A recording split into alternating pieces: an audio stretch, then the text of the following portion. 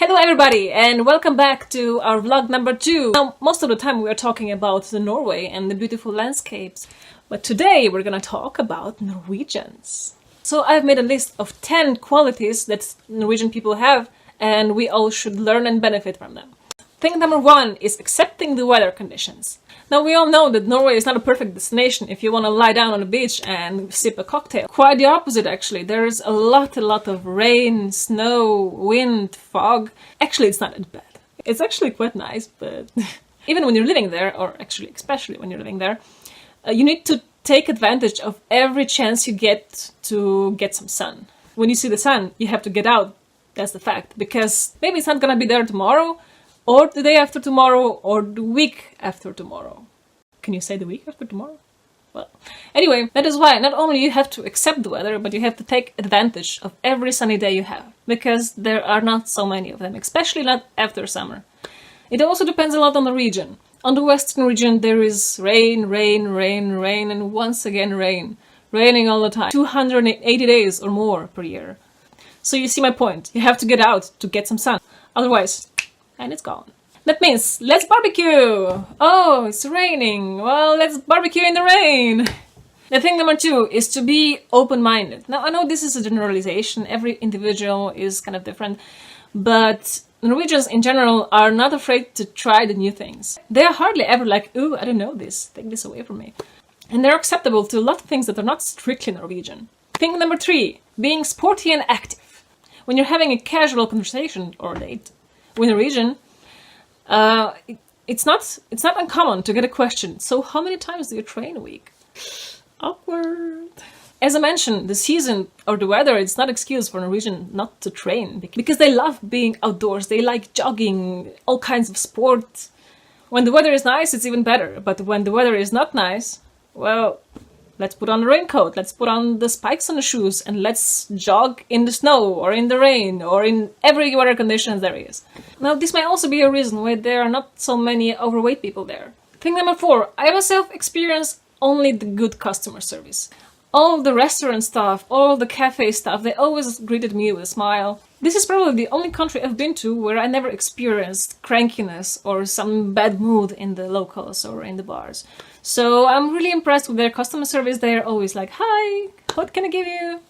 But this is actually not because they would expect the tips, because they don't really tip in Norway. They may round up the end price, but they're not a tipping culture. So the smiles are not because they want something for you. Thing number 5, being straightforward. This may come as a shock to many people from Latin America, but Norwegian people actually tell you what they want from you. They're not gonna beat around the bush with saying, hey, how are you? What are you doing? How is your mother? Did your second cousin unclog the toilet? If they want to borrow something, they're gonna say, hey, can I borrow this? Simple as that.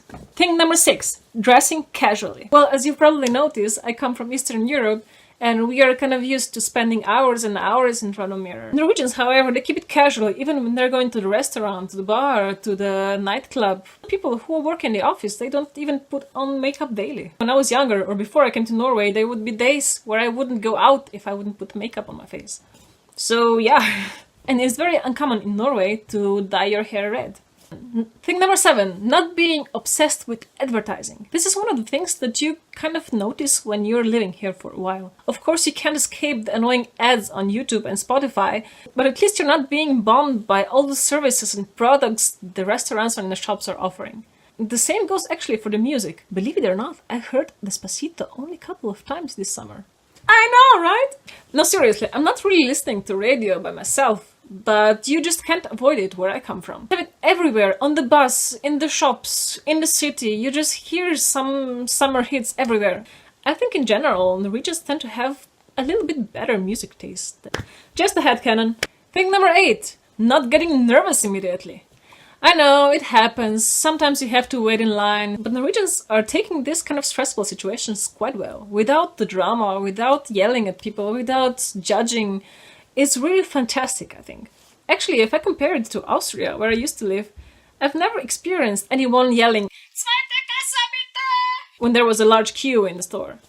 What impressed me the most was actually the driving in Norway. New traffic, new rules, you don't know where to position yourself. It's a lot of things to know. But even then, I stopped many times in traffic, not knowing what to do, panicking. Where should I go? What should I do?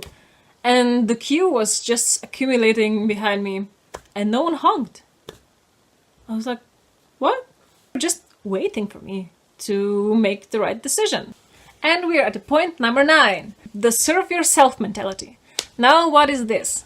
There are lots of goods and products in the restaurants, in the cafe, in all kinds of stuff, even in the pharmacies. So when you come to the cafe, it's very common that you go to the counter, order your drink, receive your drink, pay for it, take it to the table, and enjoy it. So this is kind of less complicated for everyone included. And also when you visit someone at their home, they serve you drinks, cookies, maybe even dinner. You just take what you want, and that's pretty much it. No one's gonna be offended if you don't take the food. And last but not least, thing number 10, following the rules and trust. No country really sticks perfectly to their rules, but I would say Norway is as close as it gets. One of the fascinating examples are the cabins in the woods. They have lots of food that doesn't go bad, like spaghetti or the canned food, and they have the prices right next to it. So if you want to actually buy something, you just take it and put the money in the box. Who would do that, right? Well, Norwegians do. They are actually sticking to this quite strictly. They take the money, they put it in a box. Another example are the private roads. They're sometimes in a really bad condition, but they're in the private ground. And if you want to drive on them, you have to pay a little fee, which looks like you should take some coins and put them in a box. And then just remove the fence and go through the road. Thank you very much for watching, and I hope you join us next time when we are gonna talk about what not to learn from Norwegians. Stay tuned!